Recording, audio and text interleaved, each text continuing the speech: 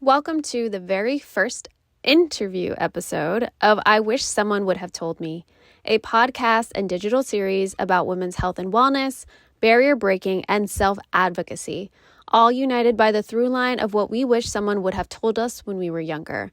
I am so grateful to have you here, and I'm especially thankful to have sat down with today's guest, Tatiana Lampa. I aim to maintain a couple of pillars throughout building this series, and I'm asking my listeners to try and do the same. We're anchoring the series in bravery and kindness. So I'm trying to create a brave space for each experience by leading with compassion and grace and allowing somehow privacy and camaraderie to coexist while each person shares their story. So please listen with kindness and try your very best not to judge or have trigger fingers in the comments. Guest and I are sometimes working through some vulnerable thoughts and feelings in real time, occasionally for the first time, and we may get into some sensitive topics. So as the saying goes, let's try to hold space for each other. The goal is to combat isolation and stigmas, and I believe that when people can share their stories, it can help release their weight, and it can also help those who might be listening and are on a similar journey. You can support the podcast by subscribing, commenting on the podcast, and sharing it with others. You can also hang out with us on social media at I Wish Someone Told Me Pod everywhere, Instagram, TikTok, and YouTube. And if you feel so inclined, please drop us a rating. I am committed to making this the very best show that I can and improving myself as a host and as a producer. I have learned so much throughout this launch process. I've laughed at myself, I've cried out of frustration, and I've wanted to quit more than once, especially during editing. But there's just no turning back now, is there? So we filmed and recorded the first 4 in-person interviews over a single production day in Miami, Florida, which is a little bonkers. So it was important for me to keep my crew and guests fed and hydrated. I contacted TAP, a gluten-free Brazilian eatery in Brickell and with locations in New York, to provide the eats, and they graciously agreed. They provided their signature TAP coconut waters, immunity shots, mini pão de quesos, which are little cheese breads, brigadeiros, which are Brazilian chocolate truffles, and smoked salmon paninis, and everything was delicious. I cannot tell you how grateful I was that they came through and that I was able to share their food with the crew and guests. I'll post some photos of the spread on social media, but if you are seeking a satisfying but conscious meal in Miami or New York City, I encourage you to stop by and check them out. Now, about the episodes. Each episode will have a content trigger warning in the beginning and show notes with more information on the topics we discuss. We also have to note that nothing you've heard here is considered medical advice. It is a recapturing of someone's singular experience. The content warning for Tatiana's episode is that we will be discussing how Tati donated a kidney to save her husband's life and how that process affected her. So let's talk about Tati. Tatiana Lampa was born and raised in Queens, New York, and now lives in sunny South Florida. Tatiana has a nutrition and exercise sciences degree and is a certified personal trainer and corrective exercise specialist. She is also the founder and creator of the Training with T app, in addition to a one-on-one online coaching business. Tatiana started her career as a fitness professional almost 10 years ago in New York City and specializes in helping women decrease back pain with strength training and Pilates. Tatiana has trained hundreds of clients worldwide and worked alongside many fitness brands and magazines such as Women's Health, Good Housekeeping, and more. I am your host, Liana Losada, and I hope you enjoy Tatiana Lampa's story on this episode of I Wish Someone Would Have Told Me. You are my first guest ever. So let's start from the beginning. Okay. Where are you from? I am from Queens, New York, born and raised, and I moved down to Florida 3 years ago, and I currently live in Boca. And your background is? I'm Filipino, my parents, and then Spanish and Syrian. Oh, wow. On which sides? My mom's side. Oh, that's so interesting. Yeah, so it's like so mixed. My mom was born in the Philippines, went to Spain. My dad was born in the Philippines, moved to Nigeria. Then they both came here. So they're just so diverse. Did they meet here or they met? They met in Nigeria. Oh, wow. Yeah. So when did they, so are you first generation? First generation. When did they come to the United States? My dad was in high school. Wow. Yeah, and I think my mom came after college. And straight to New York? Yes. And so do you have any brothers or sisters or siblings? I have a brother. He's 10 years younger. Oh, wow, that's a big difference. Yeah, I feel like I'm his like second mother. He just texted me and he was like, "Can you believe I'm turning 24?" I'm like, "You're still my baby." There's something there. Yeah. There's something there about being a second mother. Yeah. What was it like growing up in New York? It was great. Yeah. Yeah. I feel like it built this toughness. Hard work was totally instilled with me. And I feel like that's how I grew my business, myself, my branding. Yeah. It was really, truly the city that never sleeps and the hustle. It's like never stopping. Like the grind doesn't stop. Yeah. Were you always aware that college was going to be a thing for you? Like, was that a non-negotiable with you and your family? I think so, yeah. I feel like that was just normal for us to just go to college. That was just the next step. Yeah. It was never a doubt that that was going to happen. Yeah, there was never a doubt. And was fitness always an interest? Were you an athlete growing up? Yeah, it's a great question because I feel like no one asked me that before I got into fitness. And really? Yeah, which is crazy. I've been an athlete for as long as I can remember. In high school and in college, that's what I was doing. I was a cheerleader, I was a dancer. In high school, I was playing volleyball, and then when I got to college, it was cheer and dance. So I was really enwrapped with fitness and just moving my body. I actually feel like I was more interested in my sports and my activities than the actual school. Class. Yeah. Schoolwork. Were you a good student though? Like, were you? I was totally good. Okay. But I was the girl who fell asleep at the front. I showed up to make sure that the teacher saw me, that I was at the front, but I was sleeping. Would you say that you were the type A kind of kid, overachiever, or were you just really focused on sports? I feel like both. I really did focus on school. Yeah. And I also was really, really obsessed with my activities outside and how I wanted to be better and I wanted my team to be better. Got you. Yeah, so I feel like it was a balance. A balance. Did you see, because of your experience with sports, was it, oh, I want to work in sports, or did you see a career within that, or were you kind of figuring out your way when you finally got to college? I feel like I was definitely figuring out my way. There were moments when I said, I just know I'm meant to have a business. I just don't know what it is. Then I fell into this, oh my gosh, I should become a physical therapist. That makes total sense. Right. And my dream and my goal was to become the first female physical therapist for the Yankees. Oh, wow. Because I'm a huge Yankee fan. So, I'm reaching towards those goals, taking all of those classes. And then I applied to physical therapy school and didn't get in. And that was the biggest heartbreak. Yeah. So I said, that's fine. Let me go back to school. I'll get a dance degree. Thinking, I'm just going to dance. Whatever. So I do that. Right. And I become a trainer at New York Sports Club. That's my first gig, just to save money on the side. And then I completely fell in love with it.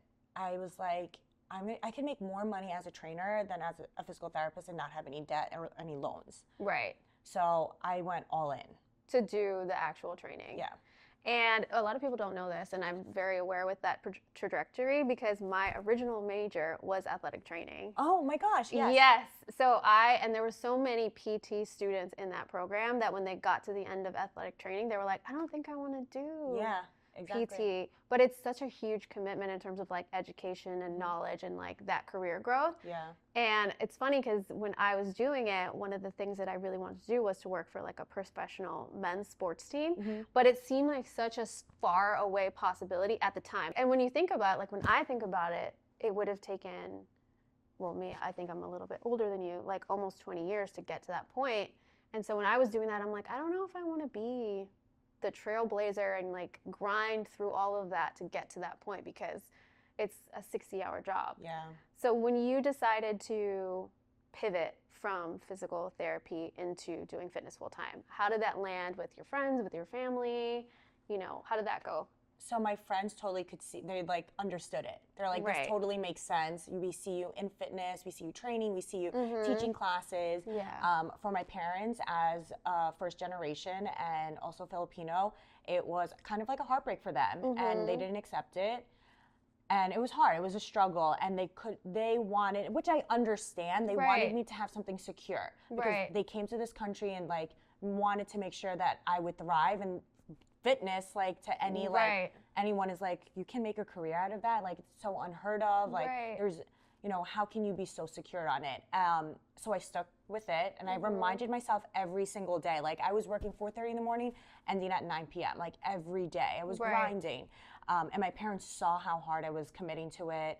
I worked multiple jobs. I got signed with a model agency. They saw me like do all of these big things, and they start to soften a bit with it. But I can tell that they were like, is this going to be like a forever thing? Like, how are you going to maintain it? And then they really saw that I built a business, that I was able to buy my own home. I could support myself. Like, I can do travels. Like, I really did. I proved to them and to myself that I can do this all by myself. Yeah. And when did that pivot for you? Like, when was the moment where you're like, oh, I'm really kind of doing it? Like, was there a moment where you're like, oh, I feel really secure in what I'm doing, and like buying a home is a big step? Did you do that here? Yeah, we bought our first home here. Oh, when you came here? Yeah. So was there a moment where they kind of saw like, oh, this is really something that can be sustained? And what was that moment like? I think it was 2019, end of 2019 to beginning of 2020. Interesting timing. Yeah, interesting. So I was just juggling it all. Like, I did it all. And they just saw that I was building to something bigger. And we were looking to open up like my own gym, or I was wanting to create or buy out like a recovery studio. Can you believe this? Now it's the biggest thing is recovery. And I wanted to do that in 2019. So I kept having these really big visions, and I would share it with them. And they're like, wow, she's coming up with like really great ideas. So I think that they understood it, and that was my pivot of like, no, I have so much experience, I have so much to give. And you were a little bit ahead of the curve with the recovery thing, because like you were saying, it's I mean, I was in the sauna like 2 days ago in cold plunging. And I saw your Hyperrice boots. I love them. Like, that's a goal of mine, to actually buy myself one of those so I can use them. But on a similar note, which I want to get into, is you call your workout theory corrective exercise, correct? Yeah, so there's a certification for that. Oh, fascinating. What's the distinction? So it's more so about your form. When you come in as a trainer, we just learn about the basic muscles, how to do an exercise, and maybe they'll give you how to like create a workout routine or workout plan. Going deeper into maybe like, why is your knee caving in? Why are your shoulders round? What are some exercises to improve your posture or back pain and all of those things? So it's just like a deeper trainer, I guess, terminology. But yeah. How does that certification, like, how long does that process take? So did it online. It's with NASM, and it's as you go. So you can get this done in like 3 months, or you can get this done in 6 months. So self-paced. It's all online? Do you have like a cohort, or are you just? No, there was like, I think one time they said we can do a workshop in person, and I did it. Oh, did you know that this existed when you started doing fitness? No, not at all. So this was just brand new. I think this was new in 2019. Oh, that came out. The certification came out. So what certifications did you have before that? So I have a degree in nutrition and exercise sciences. That's what you graduated with? That's what Got you. And then I have ACSM's personal trainer. I have CFSC. I have PINA Performance, sports conditioning. There's like so many. Pre and postnatal. And oh, wow. What else? Legree, what I teach right now. I guess like kettlebell, I do like a ton of kettlebell workshops. I'll do Pilates mat workshops. Like I'm just all about growing my mind and learning, and I always want to be a student. But when I first started in the industry, you know, every trainer probably knows this, we have no money. Like I invest. I invested all of my money into education. To getting all the certifications. Which one do you feel like really gave you the foundation of what you're doing right now? Great question. I feel like I can't choose one, because I feel like each certification made me create my own methodology and like my rhyme and reason of why I do certain things with clients. So it's hard. I can't pick one. So in sum, like, what would you say your methodology is? It's always movement is medicine, form over function, and it's doing the both of strength training and Pilates, and like kind of just making them work together, not against each other. One is not better than the other, but just figuring out a balance. So yeah, I think moving your body with intention, I think, is the most important, but also, why are we doing this exercise? Right. With like, don't just, I'm not going to throw a client into like I don't know, a burpee thing, whatever, and like not have a rhyme and reason to why we're doing that. Right. You know? It really comes down to the assessment of the individual too. Yeah. Well, I think a lot of times especially now, like when you go online, there's all these people like shouting. I'm sure you deal with it as a professional, like, don't do this, do this. Oh, strength training. Oh, but this. Yeah. How do you kind of blend those things to help your clients? Because I'm sure they come to you and they're just like, I don't even know what to listen to anymore. Yeah. Oh my gosh. There's so much noise on social media. There's like things that say like this one exercise is going to change your snatch your waist or something like that. Right. I think my clients know better that those are just catchphrases and like they're just baiting you into whatever they're trying to explain. But yes, I will have clients ask me like, well, I don't feel this. I saw something online, and then I will explain the reason behind it. And they're like, oh, yeah, okay, that makes more sense. So I feel like educating them further is the next step. Yeah, getting that baseline of information and all that stuff. And then in terms of, I would say primarily women is your clientele. Yes. What are the most common things they kind of come to you for? Low back pain. Really? 100%. A lot of them come in with low back pain. They want to lose weight, but they also want to function better. Yeah. Because, you know, as women, we are doing everything. Yeah. We have to be able to like move our body, take care of our family, our kids, like we're running businesses, like we want to be on our top game. So a lot of them will come with me saying, I have back pain, I've been sitting down all day, I need to do something, I need to get stronger, I need to transform my body so I can influence my family. Yeah, and is there a commonality about what might be causing the low back pain? Obviously, if you're dealing with pre-postnatal, there's something there. But in terms of just lifestyle factors, is there anything there? Definitely the pre and postnatal, and also yes, lifestyle. We're sitting down a lot. I think that just majority of everyone, we're spending too much time sitting down. So focusing on strengthening those weak muscles, you know, lengthening the overactive muscles, and you know, I feel like a lot of people are overdoing it or not doing enough. There's like no happy medium. So like we'll have clients that come in like, I work out 7 days a week. I'm like, okay, tell me your workouts. He's like, why are you doing that? I'm like, what are you doing? I'm doing HIIT, I'm doing this. I'm like, okay, well, your body's literally craving for rest and we're just training it at this point. So that's probably why you're having back pain. We need to strengthen. Yeah. Are you a big advocate of cold plunging and sauna and all that? Totally. Do you do it often? Yeah, so I love cryotherapy.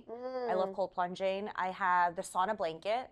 Oh, how is that? I'm obsessed. I've been doing it for years. And it's my favorite thing ever. Yeah. You just like watch Netflix or watch whatever show. I can work on my sauna blanket. I need to get one of those. Yeah, it's sweet. It's so awesome. And I love saunas. I'm all about recovery, and it also really does change. It's like the biohacking. Right. It's like another added benefit.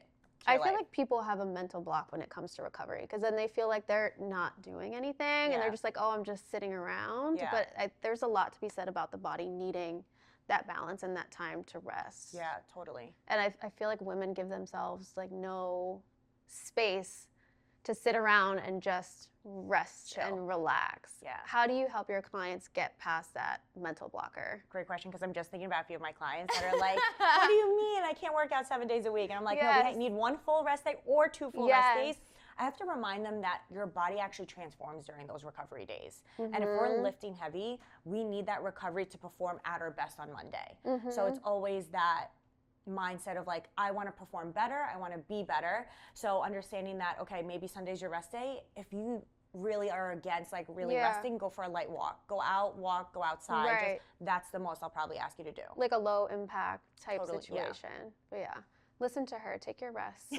It's important, which we're gonna pivot into because we need you to take rest soon. So you were saying you've got like 6 jobs. Yeah, I was let's telling her I have like so many jobs. Let's talk about your jobs, your day-to-day, kind of what it's like to balance all of these ambitions. Oh my gosh, there's so many things that goes on. I feel like I'm constantly switching buttons and switching roles. Yeah. But it's actually fun because I feel like I'm that type of person that I can't just do one thing because I'll get super bored. Yeah.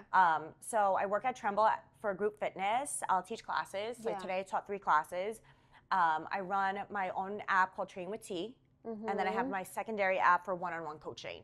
So that's where people will just message me like, I want to do coaching with you, I want a meal plan and all that. And then I'll have my personal training clients in person and virtually online. Oh my gosh. Then I also have a full-time job. I have a full-time job. And my last job is influencing. So I'll do brand deals with, wherever. And so those take time. We have to create the content, we have to edit, then we have to go through concepts and all this stuff. And then it's a lot of going back and forth. And it is time consuming. Absolutely. So, yes. Absolutely. Yes. How long have you say you've been influencing? I would say ever since I really started my Instagram in 2015. Oh, wow. So a long time. Yeah. I feel like I started getting brands like in 2016. Yeah. And that was like really the peak. Like brands started coming on, like, can we gift you with this? And we're all doing like deals with them or affiliates and all that. Mm-hmm. And how would you say it's shifted since then? Like, how has the social media landscape for influencing changed for you? Oh, totally changed. It's a lot of UGC, which I like totally love. Right. And then just really showing its authentic side, because people are buying from people. We're not just saying, I'm using this pillow because this pillow is just so pretty, So like we're just showing like this is a part of our lifestyle. I sit on this pillow, or I'm using this for decor and all these things. So influencing definitely has shifted. People want to connect with the person. They want to make sure that this person is real. And I think that's why I do really well, because with the influencing parts, because it's really, I'm not going to promote something that I don't love. Right. And my clients, my followers will really like get that into like connect with me on it. Right. And do you feel like the pace, like what is your strategy for the content that you create within that space? Do you have this whole, like, are you posting every day? Do you have this, like, because some people are like, oh, I'm going to post every day. Yes. I'm going to, like, do 50 million things and do stories all the time. Or do you have a different approach to it? So I would say last year I was like, I'm posting every single day. And it was like the hardest thing to do now that I have so many jobs. So I think consistently posting 3 to 4 times a week and showing up in stories is what I feel good about. Because when I'm in my stories, I'm nurturing my audience. And yes, I'm all about growing my audience. But that's when I start to do my reels, is the chance I get to grow. But I'm really happy with my community. Yeah. I mean, you've been nurturing them for a long time now. Yeah. So they're definitely going to stay there with you as you kind of transition through all these things. Yeah.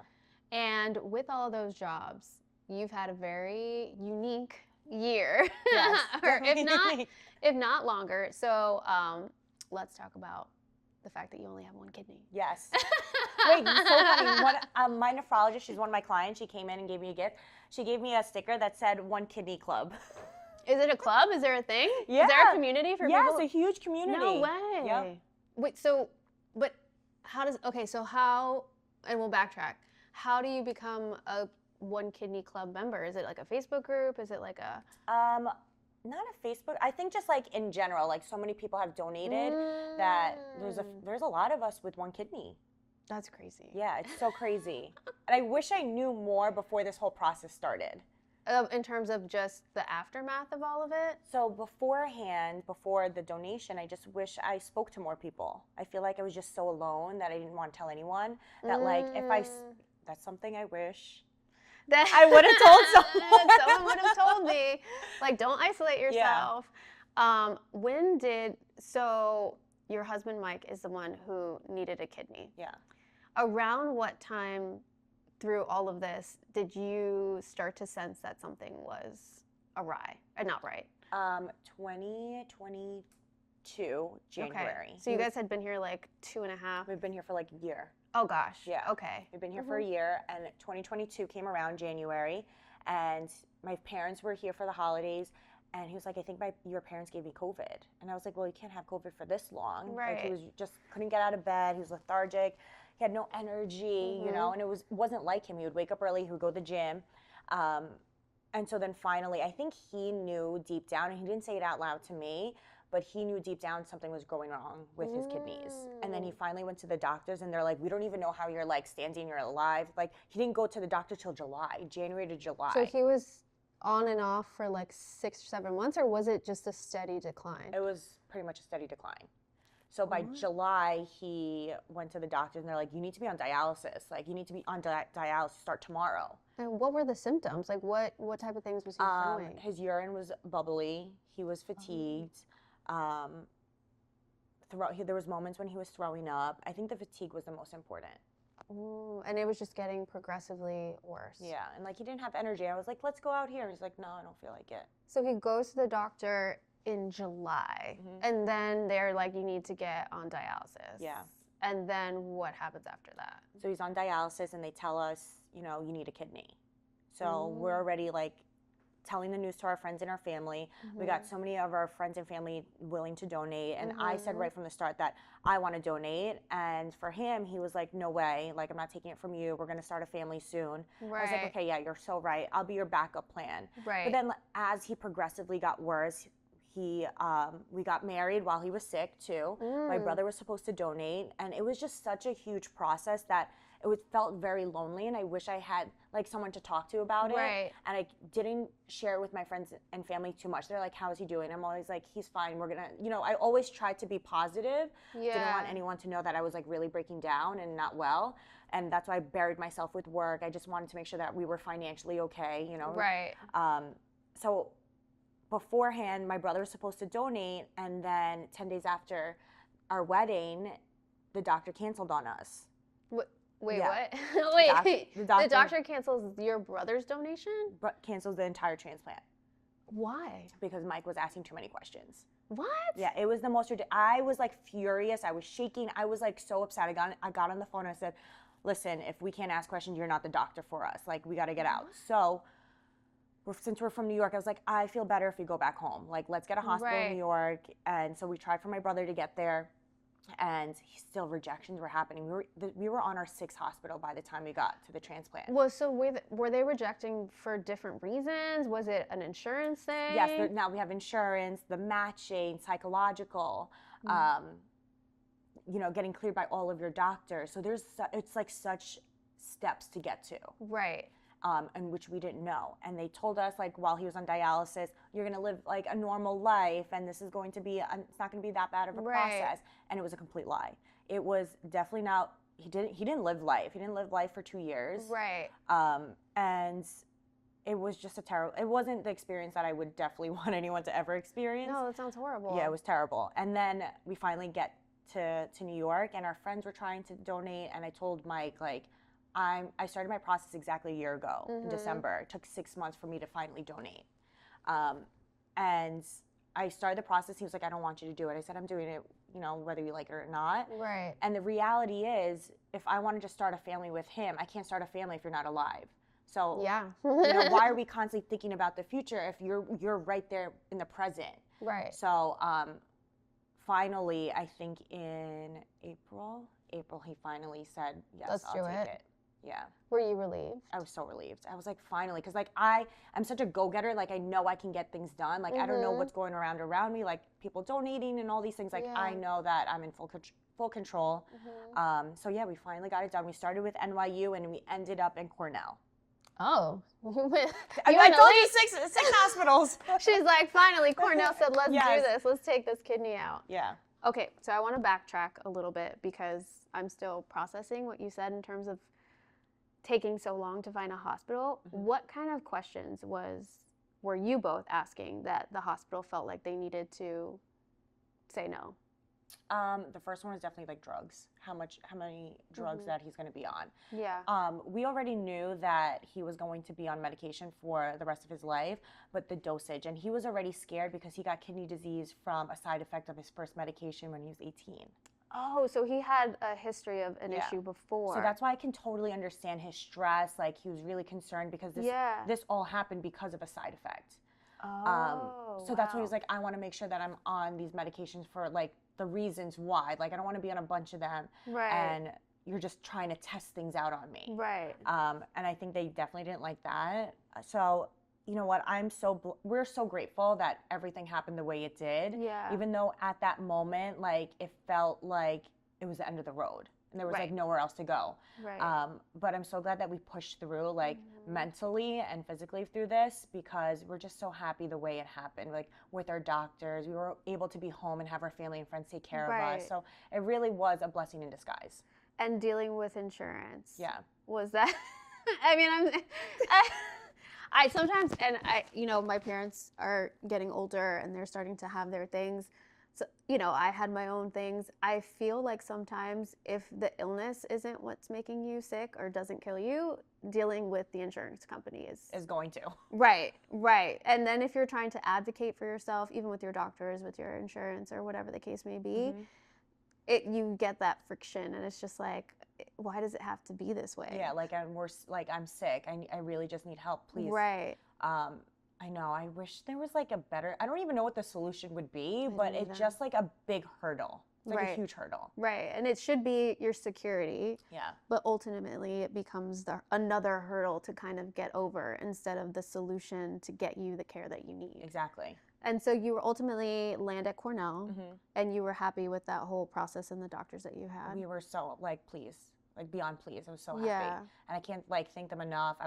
We were at a great hospital. We were well taken care of. I loved all my nurses. I have to eventually upload my YouTube, but I was like drugged up, and I was like with that's the fun part after. So fun. My nurse, I'm like, come in my video. Let me tell everyone who you are. That's so funny. And so what's the process to get ready for something like that? And like the process of ultimately like going in and preparing? You're in the fitness industry, you're obviously going to be like out for a while. What's that process like? I was definitely worried about being out because I'm just the full workaholic, but they assured me that since I'm active, physically fit, and healthy, that I should be getting back to work in no time, like in 2, 3 weeks, 4 weeks. The process leading up to it was, they said, just do everything as you normally would. Yeah. Getting to the donation part was the longest of 6 months. You have to go through all of your evaluations, testing, blood work, and all that stuff. And I feel like I didn't really prep for it. I just went in with, I'm saving my husband's life. I'm not thinking twice. Right. Just gung ho, like we're just doing it, and there's no other route. This is the way, and this is the only way, and you're gonna do it. Yeah. Did you apply that kind of like work ethic to this process of like checking the boxes and like making sure everything was done and all those different things? Yeah, totally. The same way. And do you feel now that things have progressed in a healthy way? Like how are you doing? How is he doing? What does the recovery process look like? He is doing fabulous. Yeah. We hit our 7-month mark the other day. They lowered his medication by a little bit. So every time they lower a dose, that means his reaction to the kidney it's performing well. Like his body isn't rejecting it. So that's a huge win. He's doing great. I'm doing great. I feel like myself. I keep telling other people, like, I feel like I'm 22. I'm so energetic. I'm like, that's amazing. I still want to keep going, and I still want to keep pushing. Yeah. And that leads me to like, maybe I am doing a little too much. And my husband reminds me, he's like, you gave a kidney and you went back to work. You didn't even give yourself time to recover. Right. And I was like, you're so right. I need to be kinder and like accept that I do need some days off. Yeah. Why do you think you don't give yourself that? I feel like I'm always thinking all the things I need to do. Right. And I feel like if I don't get it done today, when am I going to get it done? Right. Like my schedule's so booked up that there's no like BS in the middle, which I want to be better about. So now that I'm going home next week, I opened up my schedule. I was like, we're going to go skiing, we're going to go party, we're going to... Oh, because you're traveling to New York. Yeah. Oh, that's amazing. So I'm excited because I have the 2 weeks to like really just chill. Yeah. Is there like any sort of, if I don't work, things won't happen, or like the finances won't stay secure? Oh, 100%. So it's like a security, like a scarcity kind of thing that you feel like you need to keep doing that. Because you know why? Yes. Because I knew how that felt when Mike was sick. And I never want that feeling again. Right. So I feel like, and I told him that too. I'm like, I think that's like my inner thing, is that if I don't continue to work, what's going to happen? Right. Like I have to show up for work so I can make money for us. Right. So yes, nailed it. Yeah, but you also have to show up for yourself. Yes, I definitely need more me time. Yeah. And how are you trying to, because like you're going on vacation, but how does that look like when you get back? Like, have you thought about that? When like the grind starts and opportunity comes, like how do you navigate? So Sundays are supposed to be my day off. Yeah. Like my full day off. So I think that after I teach my Saturday classes, even though I'm exhausted, I really just want to push through and complete all the tasks that need to get done, like client programs, filming, edits, and then have Sunday and just like do things with him. Yeah. Like go to a farmer's market or just walk around town or something so simple and easy to do. Well, I think that's a big part of the lesson, is like he's lived through this thing. Now you've got to live with him. Right, or together, and like build the life and not always be like head in the ground, making all the things and all those different things, which I think is really hard. It's the advice that you give to your clients, but you don't always. Not like physically, but it's like work-wise. Right. Well, because it's like, mind, body, it's all connected. Yeah. So baby steps. Totally. And then I guess the magic question. What do you wish someone would have told you in the past? Ask for help. Like, don't be shy, ask for help. I think that when I first started my career, I didn't really have someone to guide me. I kind of just did this all by myself. And now that I've been in the industry for a while now, I'm mentoring other people. And I'm being the help for others that I wish I had. And also, like, and that outlook of me donating my kidney and, asking for help, talking more about it. I didn't announce my sickness until January of 2024. And like, oh wow. So you went through all of that without posting any of it online? Yeah, like I didn't talk to anyone about it. When did you decide to share it? Like, why did you decide at that time that it was important for you to share it with your community? We had a conversation with one of the Tremble instructors, and she's like, why don't you just start a GoFundMe? And I was like, oh my God, I don't know. I feel like I don't want to ask from anything from anyone. I don't want to tell anyone about anything. Right. And then I said it to Mike, and he was like, you should. And I was like, should I? And then I did. And like the outpouring love that we received, like it was so incredible. I got connected with other kidney recipients, donors. And then throughout that entire process, I really shared what was going on, which was so nice to just have support, even from like people I know, but also strangers. Right. Which I think also surprises you is that the people who may not be in your direct vicinity, that there's people kind of outside of that are watching and they're like, oh, I want to support this person as they go through this life transition. Yeah. I think that's been a big surprise for me too, in terms of just, it's not always necessarily like the direct bubble. There's also this whole group of people who are looking as you as like an inspiration or as a guide in moments. So it's great that you asked. I struggle with that too. Yeah. I struggle with asking for help. I mean, all this, I literally, it's funny, I was having a conversation. I'm like, if I could have, I would have done, you guys can't see, there's cameras everywhere, but I would have found a way to do this all by myself. And I was thinking about it and I'm like, what am I doing? Yeah. Like we think that we can do it all. Why? But you know what? We can, but we don't have to. Right. Right. And it's also that thing of not wanting to be like a burden. Yeah. I think. Yes. I think I struggle with that also, and I'm working on like letting people help me, especially if they want to. Yeah. You know what I mean? Or saying like, hey, I don't know how to do this. Can you show me? And then I'll learn, but show me in the meantime. Yeah. So hopefully that's happening for you too. Yes. That's how I feel more and more, that I should ask for help. Don't there's no reason to hold everything in because you're only hurting yourself. Like I felt like I was hurting myself by not talking about it. Yeah. And then now that I talk about it, like I'm connected, I can help other people in the process of donating their kidney. Right. You're almost treating it as a secret almost. Yes. Kind of. Which it's not necessarily a secret, but I think there's also that delicate balance of like, at least for me, I would say, I don't know how I feel about this yet. I don't know how to like articulate it. And when you get to that point where you're like, okay, I can understand how I'm feeling and now I can share it a little bit. So, what would you say is something that you hope your older self is letting you know now? Ooh. I think that my older self would want to know. Or that what they would tell you, like advice. Like what would you girl, hope? everything is gonna be okay. Yeah. Like I actually, long time ago, I used to have a post-it sticker on my mirror. Everything is going to be okay. Yeah. Like it's gonna be fine. Yeah. No more stressing. No more stressing. Yeah. Especially not in well, this will air in 2025. We're currently in 2024, but this will air in 2025. So no stress. Like setting intentions for 2025. Yeah. Being kinder to ourselves, our body, giving ourselves grace. And asking for help when you really do need it. Like you don't have to do it by yourself. Or even when you don't really need it. Yeah. If you like anticipate, I have all these things coming, I don't need the help. Like I know I'm gonna need help. How do I avoid the avalanche that's coming? How do I make the avalanche that's coming a little bit, you know, just being okay to just be like, hey, can you, like, do you mind doing me this favor or whatever, and receiving someone who wants to do that. So, Yeah. And people are so happy to help. yeah, I think you're on the right track. Thank you. I think on that note, I think that's a good place to end. Yay. But I am so grateful that you were my first guest. Thank you. I'm so honored. Yes, I know. It worked out absolutely perfectly. And I'm really, really excited that you're taking this journey for yourself and that you were able to share it with me. Thank you. So thanks. Oh, yeah. Bye.